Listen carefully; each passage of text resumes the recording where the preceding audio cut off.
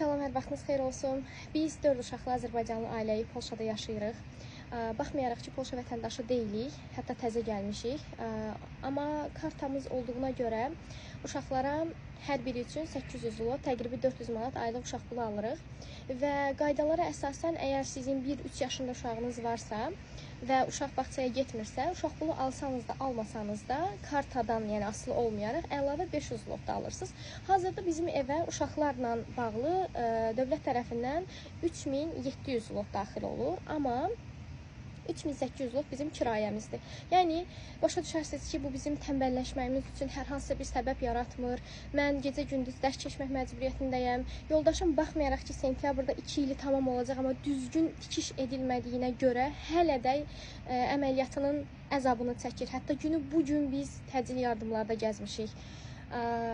Və o yenə də işləmək məcburiyyətindədir, çünki başqasının maşınıdır, mütləq onun pulunu verməlidir, 4 uşaq böyüdürük. Və hətta bizim kartamızın vaxtı qurtardığına görə yeni kartaya qədər də ən az 6 ay falan gözləyəcəyik. Yəni, uşaq pulu da olmayacaq. Məcburuq ki, daha çox işləyək. Məcburuq ki, canımız ağrısa da canımızı dişimizə taxaq.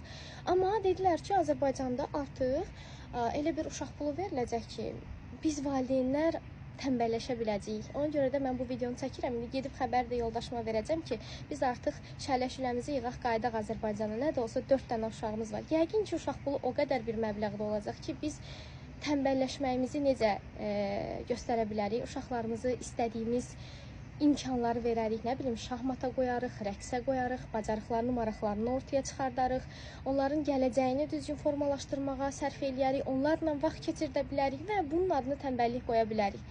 Amma yox, bunlar olmayacaqsa düşünürəm ki, elə burada aldığımıza da min şükür eləməli olacaq. İndi siz deyin görək, bu deyilənlər realdır, yoxsa qeyri-real?